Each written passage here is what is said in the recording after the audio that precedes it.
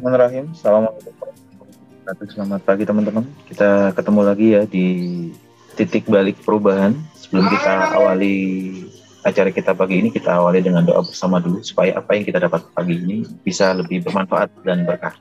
Berdoa silahkan. A'udzubillahi minasyaitonirrajim. Bismillahirrahmanirrahim. Rabbi zidna ilma warzuqna fahma birahmatika ya arhamar rahimin. Amin. Terima kasih. Amin. Monggo, Kang. Oke. Bismillahirrahmanirrahim.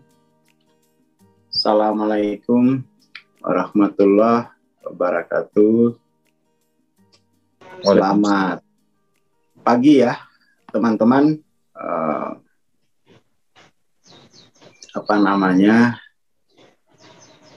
Kita lanjutkan obrolan kita. Ini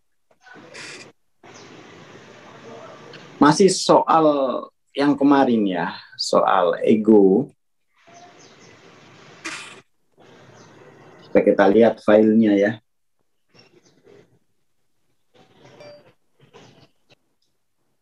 Oke.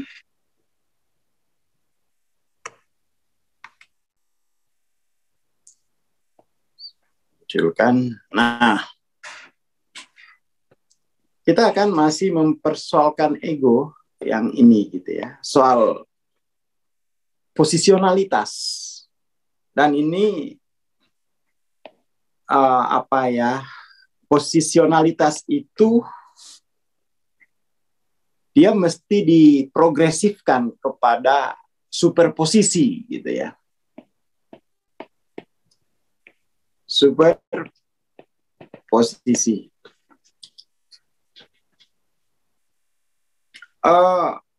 Posisionalitas itu kan dia menggunakan logika Aristotelian gitu ya. Logika Aristotelian itu logika either or. Either or. Either or itu logika identitas. Ya, toh? Teori identitas either or. Jadi either or itu harus salah satunya gitu. Harus salah satu. Harus salah satu. Saya kira ini penting sekali ya. Karena ada kecenderungan di masyarakat kita ini sangat kuat. Harus salah satu. Gitu. Harus salah satu. Jadi posisionalitas itu di atas posisionalitas itu adalah superposisi. Dia bukan either or polanya, tapi both and. Sekaligus. Ya, dia bisa sekaligus. Sekaligus gitu ya.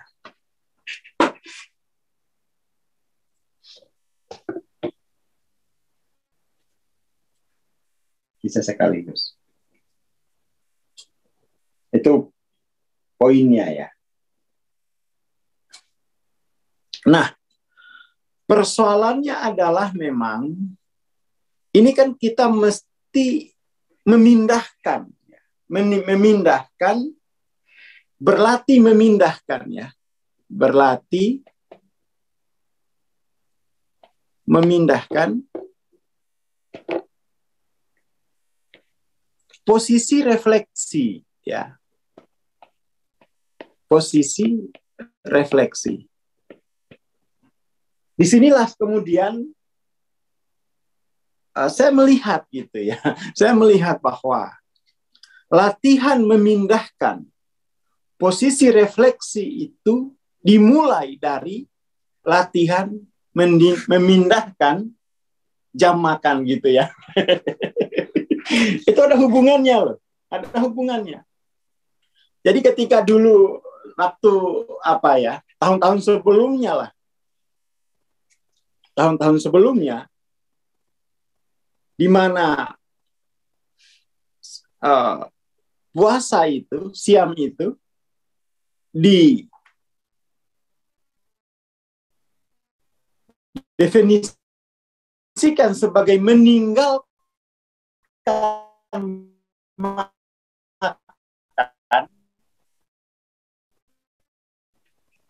luar biasa kesedihan saya.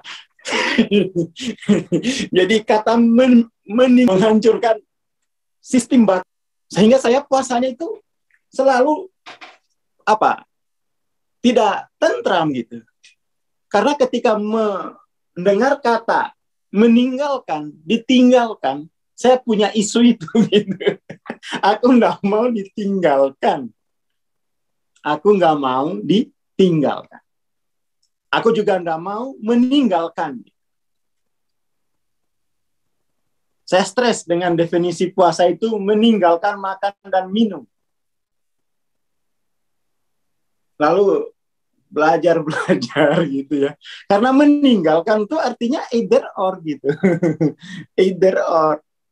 Itu saya punya persoalan ya. Bagi saya yang terlatih dalam sistem logika yang agak berlatih logikanya itu dari SMP itu agak bagus gitu ya. Jadi kemudian sebuah kata itu punya dampak mental ke saya itu tidak mudah ya.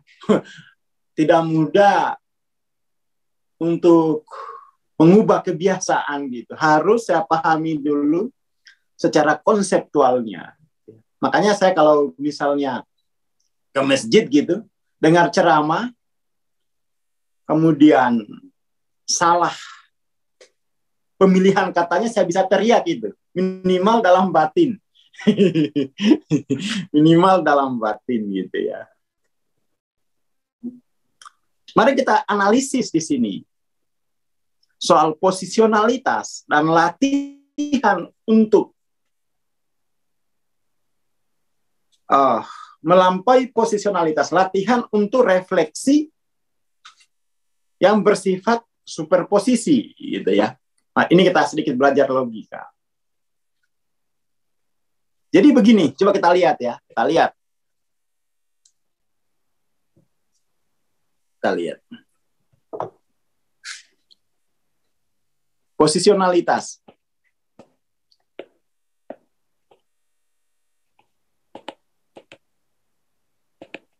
Kemudian di sini menuju superposisi.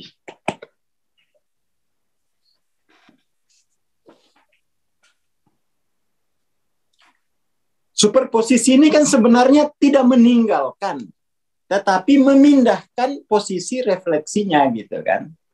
Kalau posisionalitas itu harus salah satu, ini kan artinya meninggalkan yang lain gitu kan. Saya aja ditinggalkan guru saya itu depresinya berbulan-bulan. Ini sekarang disuruh meninggalkan makan, wes aku mati ya Allah. Disuruh meninggalkan makan, mati ya Allah. Nggak kuat aku wes. Nggak kuat. Nggak masuk akal gitu. Dan waktu itu saya, gimana sih kok agama itu disuruh meninggalkan? Aku ditinggalkan guruku aja itu 3 berbulan-bulan depresi. Apalagi ini disuruh meninggalkan mereka. Tapi lama-lama saya berpikir, bukan meninggalkan sebenarnya. Memindahkan gitu ya. Kalau memindahkan itu, tidak ada yang saya buang dari diriku gitu kan. Kalau meninggalkan itu kan, meninggalkan itu kan berarti ada diriku yang saya buang gitu. Saya mau ada bagian diriku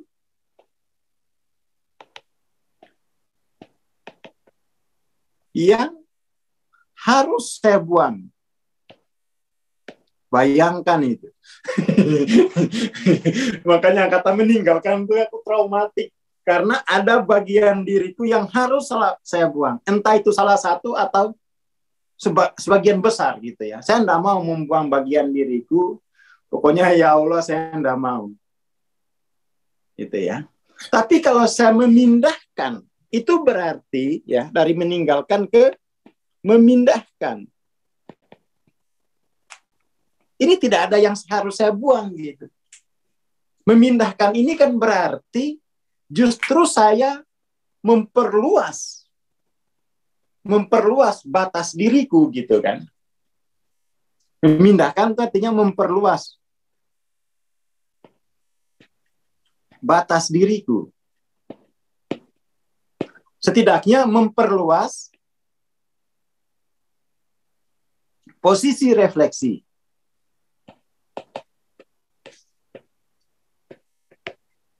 Dari diriku gitu. Insya Allah tahun ini puasaku bisa full ini. Bisa full. Karena doktrin dari kecil yang kita dengar itu kan meninggalkan makan ya. Aku tidak kuat ya Allah meninggalkan diriku yang ingin makan. Tidak kuat, mohon ampun ya Allah. Jadi masih ingat betul itu ketika, oke lah, ketika saya tidak punya uang, saya tidak bisa mengkritisi ini gitu. Kata meninggalkan makan itu. Ya sudahlah, memang nggak ada yang harus dimakan gitu ya. Untuk menggugat kata ini itu juga aku nggak punya energi gitu. Tetapi ketika 2012, saldo ATM mulai berapa digit? 100 juta itu berapa digit? 9 digit. Aku cukup punya nutrisi gitu ya untuk berpikir menggugat kata ini. Saya gitu ya. Maka aku selalu kacau runtuh gitu. Karena namanya meninggalkan itu lagi-lagi aku harus membuang salah satu bagian dari diriku. Makanya itu yang bikin orang itu mengalami grief yang gak selesai gitu. Karena apa? Karena kematian itu disebut ditinggalkan gitu. Ya Allah, ilaha illallah. Berat sekali. Aku harus ada bagian diriku yang terbuang gitu kan. Siapa coba yang nggak depresi dari itu? Dan itu kita tidak hati-hati ini menyebarkan ceramah ya. Kematian itu berarti ditinggalkan. Ya ampun. Ada bagian diriku yang terbuang, ada bagian diriku yang hilang gitu ya. Hilang artinya lepas dari kesatuannya gitu. La ilaha illallah. Tapi kalau ada bagian diriku yang sudah berpindah, nah berarti justru diriku meluas. Ya toh? Ini apa namanya? Ini cara mengatasi depresi saya ketika ditinggalkan orang-orang yang saya cintai. Terutama bibi, keluarga-keluarga dekat, dan guru saya gitu. Waduh. Oh berarti ada bagian diriku yang sudah pindah ke alam kelanggengan. Wah gitu kan. Ke alam kelanggengan, ke alam abadi. Ya saya senang gitu. Sehingga di situ memperluas batas diriku gitu. Makanya kemudian kita bisa pahami kalam-kalam dari ulama, kalam-kalam dari para guru-guru spiritual, wali-wali, bahwa seorang yang betul-betul dia menjadi murid dari gurunya, itu makin sakti ketika gurunya telah meninggal dunia. Kenapa? Karena ada bagian diri dari murid itu yang sudah mencapai alam transenden, yaitu gurunya. Ayo. Sedih nggak kita dengan kematian? Tidak. Situ saya depresiku itu depresiku sembuh. Makanya saya tidak pernah mau bilang guru saya meninggal. Tidak meninggal. Dia telah pindah. Dia telah pindah dimensi. Saya selalu mau bertengkar aja itu dulu awalnya. Jangan bilang guru saya meninggal ya. Jangan pernah bilang guru saya meninggal. Saya tidak terputus. Aswar mulai tambah gila, mulai depresi gitu ya. Mulai depresi. Saya itu termasuk yang menyadari kehilangan itu di akhir-akhir soalnya. Orang lain itu kan di awal-awal ya. Saya itu masih bingung. Siapa sih yang... Karena masih harus mengolah tata bahasanya dulu. Mbak telah meninggal. Hah? Meninggal? Masa sih? Ada bagian diri itu yang masa sih meninggal gitu. Pada akhirnya saya pulang ke rumahnya Mbah, terus kemudian saya lihat kuburan. Akhirnya saya membenarkan isu yang tidak fasih itu kan. Ya benar, nangis guling-guling lah aku di atas kuburan kayak anak kecil gitu. Taraup tonanya itu. Benar, itu karena terhipnosis oleh isu publik. Asum tenan. Benar saya disiksa. Sebuah kata gitu ya. Saya disiksa oleh isu publik. Akhirnya saya terhipnosis oleh berita itu. Bahwa ada bagian diriku yang hilang, yang saya tinggalkan. Waduh. Depresi 3 bulan, berbulan-bulan sia-sia itu. Karena larut dalam isu publik, Mbak telah meninggal. Meninggal? Aduh, bagian diriku ada yang tercecer.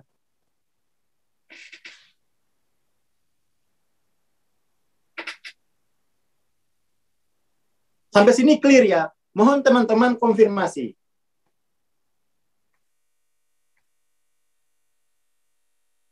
Teman-teman bisa bantu di chat ya.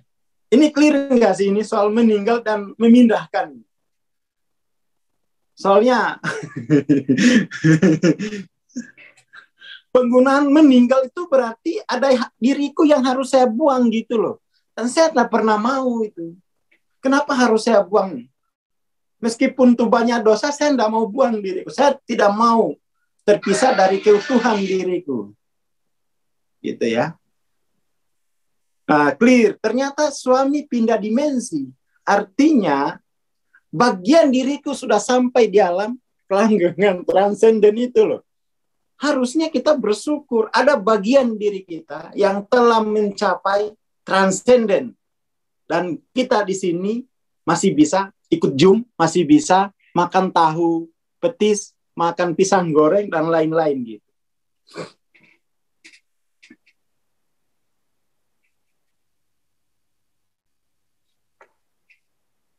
Itu poin penting ya. Ya enggak, saya tidak mau membuang bagian diriku. Karena satu kesatuan utuh. Ya kan?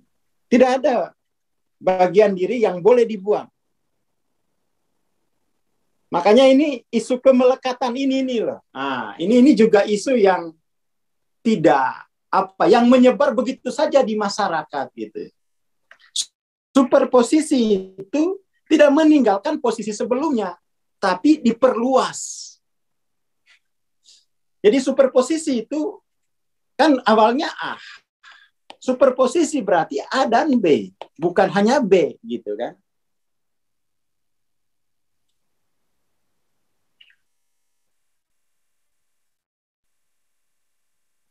Gitu ya. Jadi ini bukan soal kemelekatan. Kita melekat pada justru kalau kita meninggalkan itu melekat pada posisi gitu.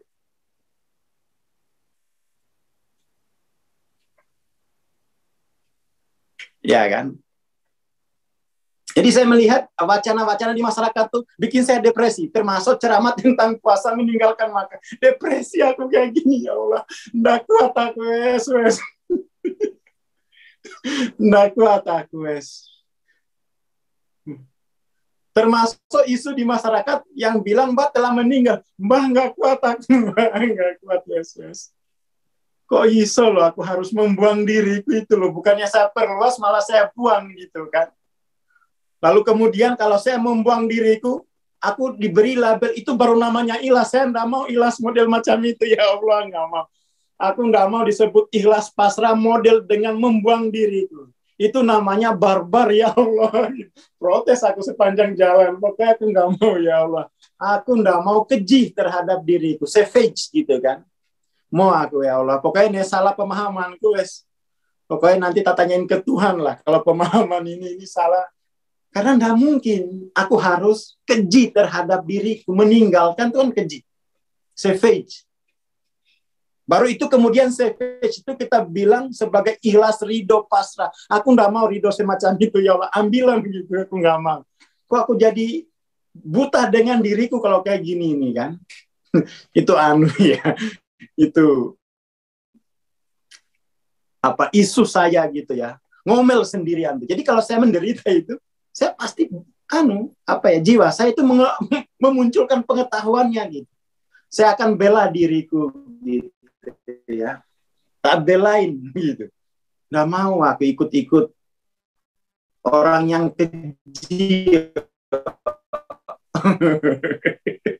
Bagaimana? Apa itu tidak keji? Dengan alasan jangan melekat, kamu harus pasrah. Halo gitu. Bukankah kita ini menuju keutuhan, bukan menuju logika either or gitu ya. Ya Allah, pokoknya ngelawan terus itu saya, ngelawan terus. Salah sendiri diajarkan logika either or sejak dari kecil gitu. Harus meninggalkan salah satu. Aku nggak mau. Saya kira juga logika either or ini itu juga menjadi virus di dalam spiritualitas. Akhirnya harus orang meninggalkan syariat demi hakikat. Enggak, ya Allah, mau aku. Mau. Agama mengajarkan kita tentang superposisi, bukan tentang posisionalitas gitu. Aku enggak mau beragama tapi dengan logika either or. Itu namanya logika Aristotelian, ya Allah. Protes saya. Tapi masalahnya adalah tukang-tukang ceramah itu justru menggunakan logika either or. Akhirnya saya lawan agama yang diceritakan dalam logika either or. Nggak mau, itu bukan Islam, ya Allah. Tapi karena saya nggak bisa baca kitab, akhirnya saya minder gitu. Jangan-jangan aku yang salah. Tapi ketika saya begitu, muncul lagi kekuatan dari dalam. Nggak, lawan dia. Lawan gitu. Karena saya udah sadar either or itu dari SMP gitu. Agama justru kan superposisi, dunia dan akhirat. Ya, itu kan superposisi, bukan akhirat atau dunia atau mana ada agama begitu. Tapi justru saya melihat konflik antara dunia akhirat itu. Itu berarti terjebak dalam harus salah satunya, either or. Jangan melekat pada dunia. Jadi dunia itu disuruh lepaskan gitu. Nggak kuat saya, ya Allah. Boro-boro melepaskan dunia, melepaskan kenangan aja nggak bisa. Biarlah aku dicap cemen gitu ya. Biar aku dicap cemen. Menahan juga aku nggak kuat, Mas. Menahan itu represi. Menahan aku mau. Ini untuk Pak Teddy ya. Menahan aku nggak mau represi gitu. Aku harus mengakui kalau aku itu lapar gitu. Tetapi ketika aku lapar, aku berada pada posisi refleksi transenden gitu. Kalau menahan mau. ini kita bahaya ini ya. Bahaya ini kita menggunakan kata tetapi tidak paham dampak psikologis dari sebuah kata itu. Kalau menahan kan aku capek puasa, ya Allah. Saya nunggu waktu maghrib itu udah habis energiku. Ini puasa saya waktu kecil ini disuruh menahan. Nggak mau. Nggak kuat Allah menahan. Siapa yang kuat menahan tarikan dari motif alam semesta? Bisa? Nggak mungkin, ya Allah. Nggak mungkin saya mampu menahan motif alam semesta. Nggak mungkin. Menahan kencing aja nggak kuat, ya Allah. Jadi ini mohon teman-teman ya, ini coba dipikirkan dulu itu aspek psikologis dari sebuah bahasa itu kan. Menahan. Berarti kalau menahan, aku melakukan counter force terhadap motif-motif di alam semesta. Orang kuat aku, ya Allah. Akhirnya kan minggir, kuat tabrak. Jadi mohon ini orang tua gitu, tolong dikelola dengan tepat gitu ya. Pembahasan terkait either or, both and, posisionalitas dan superposisi. Agama itu superposisi, bukan posisionalitas. Ya, kita tidak main tarik tambang dengan unsur-unsur kemanusiaan kita. Kenapa harus tarik tambang gitu kan? Ini saya mau betul ini. Ini apa ya? Saya agak emosional ini. Karena saya bergelut dengan itu gitu. Saya bergelut dengan itu sepanjang umur saya gitu ya. Dan tahun ini baru puasanya itu enak. Ternyata tidak ya Allah. Ketika saya mengambil superposisi manusiawi dan ilahiyah, betul, manusiawi saya itu menderita. Dia tidak mau refleksi ke posisi transendennya gitu. Dan saya berjuang di situ ya Allah, bukan menahan, tetapi saya melampaui posisi refleksi kemanusiaan saya menuju posisi refleksi ketransendenan saya. Kalau gitu saya mau puasa. Saya akan menggunakan willingness untuk mencapai posisi refleksi transenden terhadap kebiasaan manusiawi saya. Nah gitu aku mau. Sepanjang tahun pun juga aku mau. Tapi kalau suruh menahan, ya Allah, nahan kentut aja itu berat ya Allah. Apalagi saya menahan motif di alam semesta. Ya yuk. Doangnya lagi, Mas. Bagi teman-teman yang tidak punya latar belakang logika, itu saya kira mau menahan, meninggalkan tuh nggak ada bedanya gitu. Intinya nggak makan gitu. Tapi bagi saya itu jangan sembarangan menempatkan kata yang mengandung muatan psikologis. Ya kan? Bagi yang belum belajar logika begitu, mau menahan, mau memindahkan, mau nggak makan tuh tidak ada maknanya bagi dia. Intinya Anda boleh makan gitu. Dia patuh gitu kan. Tapi bagi saya yang sejak kecil tuh tidak diajarkan etika patuh. Tetapi diajarkan tuh etika paham gitu ya. Oh bermasalah bagi saya. Etika paham, bukan etika patuh gitu. Saya dididik dengan etika paham, gitu ya. Tidak dengan etika patuh.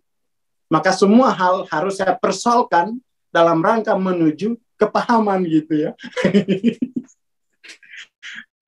Nah, ini penting sekali. Oh, tahan lapar, tahan pipis, tahan kentut, tes. Nggak bisa. Itu kita diajarkan untuk counter force. Bahkan dalam perkara-perkara ibadah gitu loh. Mau. Kalau aku cerita ke Mbak, kamu pintar. Gitu ya. Hanya Mbak yang paham dulu tuh.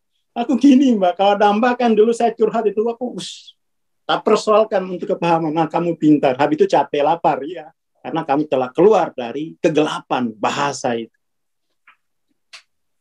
Ini penting, ya, ini penting. Tapi kalau misalnya teman-teman tidak cocok dengan pendekatan etika paham ini, enggak apa-apa gitu. Enggak apa-apa. Silakan saja pakai etika patuh. Patuh itu kan etikanya dogmatis, legalistis. Ya, dogmatis, legalistis gitu. Kata agama harus patuh, tapi untuk saya pribadi jiwa saya itu memang sejak kecil enggak bisa dididik dengan logika patuh. Mendingan logika paham gitu. Itu ya. Tapi itu saya tidak menyalahkan logika patuh itu, karena itu sebuah fase awal ya. Sebuah fase awal. Hanya saja memang saya lebih dulu meninggalkan logika patuh, bukan meninggalkan ya, memindahkan diriku dari logika patuh ke logika paham gitu ya. Jadi tidak masalah teman-teman. Ini hanya subjektif kan ini ya. Jangan dianggap ini pandangan legalistik. Oh harus sama seperti Bang Aswar. Kalau enggak, puasanya enggak ada pahala, enggak. Enggak. Jadi di PC itu enggak ada logika formal, logika dogmatis, legalistik itu enggak. Logika progresif. Jadi saya kira ya bahwa kita lihat lagi, posisionalitas berarti itu artinya either or. Ini adalah logika Aristotelian, logika identitas. Bahwa logika identitas itu gini,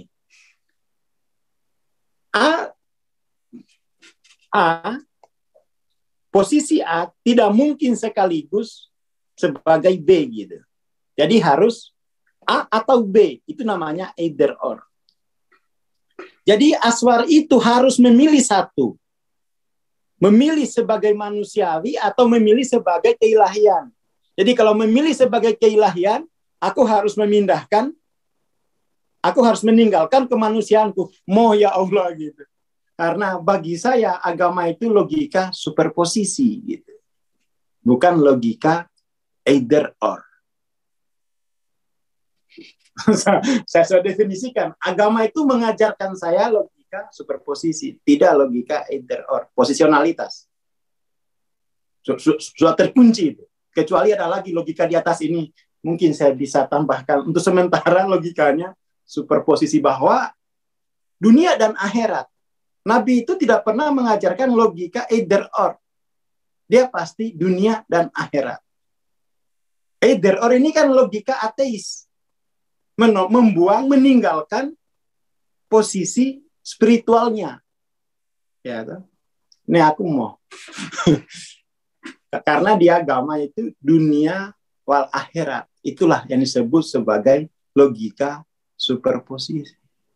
Tapi kan kita selama ini dunia akhirat itu tidak jelas maknanya apa gitu ya. Padahal itu superposisi bahasa ilmiahnya. Ini dia. Basisnya bisa sekaligus. Tidak harus salah satunya. Dan aku tidak pernah sanggup menderita karena kehilangan. Tidak pernah sanggup. Tidak pernah sanggup. Bukan gagal move on. Aku tidak pernah mau move on. Memindahkan posisi refleksi gitu kan. Kalau itu aku mau puasa sepanjang tahun juga insya Allah bisa. Karena apa? Saya melatih memindahkan posisi refleksi kedirianku. Dari posisi manusiawi ke posisi transenden tanpa meninggalkan kemanusiaan. Kalau harus saya tinggalkan kemanusiaanku, saya gugat itu Tuhan. Kenapa menciptakan fisik penderitaan yang tiada akhir kayak gini? Gitu ya. Ya, saya kira itu pagi ini ya, mudah-mudahan ini ya sering aja lah ya, jangan dianggap ini hukum ya, sering gitu ya. Nah ini ada ayatnya ternyata, alhamdulillah, makanya saya senang sekali itu dengan Ustadz Gilman ini ya. Kalau saya senang sekali dan ini ada terjemahan. Pro. Bukan pro. Satu orbit gitu loh. Soalnya itu agama itu bukan politik harus pro atau kontra, enggak. Kita seorbit apa belum seorbit. Kalau pro kontra itu politik. Ya, nah, ini ada ayatnya, alhamdulillah ya. Ini paham ke agama ini kan saya mulai belajar nahwu sorof sendiri enggak. Banyak bertengkarnya dengan mengikuti yang viral-viral ini. Dan coba kita carilah pahala negeri akhirat dengan apa yang telah dianugerahkan Allah kepadamu. Tapi jangan lupakan bagianmu di dunia. Inilah logika superposisi. Jangan kamu berbuat kerusakan di bumi. Jangan tinggalkan kebumian kita itu. Ini kan spiritualitas ini kan lebih condong meninggalkan kebumian. Logika either or. Nah, alhamdulillah, makasih Ustaz Gilman. Tenang saya ini, insya Allah kalau mau puasa Senin Kamis bisa lah. Nah, puasa menerima rasa lapar dan haus. Ya ini baru oke. Menerima, ya itulah logika superposisi gitu. Bukan menolak atau menahan. Nah, tambah lagi kecerdasan kita ya. Makasih Bu An gitu ya. Menerima. Bukan menahan, aku nggak kuat. Kentut aja itu yang nggak sepanjang jam tuh nggak kuat ya Allah. Aku soalnya paling ribet waktu kecil tuh. Disuruh makan ikan satu masih mau nangis. Nggak kuat aku nahan. Pingin makan ikan dua itu nggak kuat ya Allah. Nah ini makasih ini ya. Kita akhirnya akan membuat sebuah istilah baru, pengertian baru, kesadaran baru tentang puasa kita. Dan ini ada logika superposisi dari Quran, dan ini ada sebuah definisi yang sangat pas dari Bu An, bukan menahan, bukan meninggalkan, tapi menerima. Menerima berarti mengharuskan kita untuk mengambil superposisi. Assalamualaikum warahmatullahi wabarakatuh. Waalaikumsalam warahmatullahi wabarakatuh. Terima kasih Bang Aswar. Terima kasih teman-teman. Selamat menjalankan ibadah puasa ya. Insya Allah kita bertemu lagi besok pagi. Assalamualaikum warahmatullahi wabarakatuh. Salam superposisi.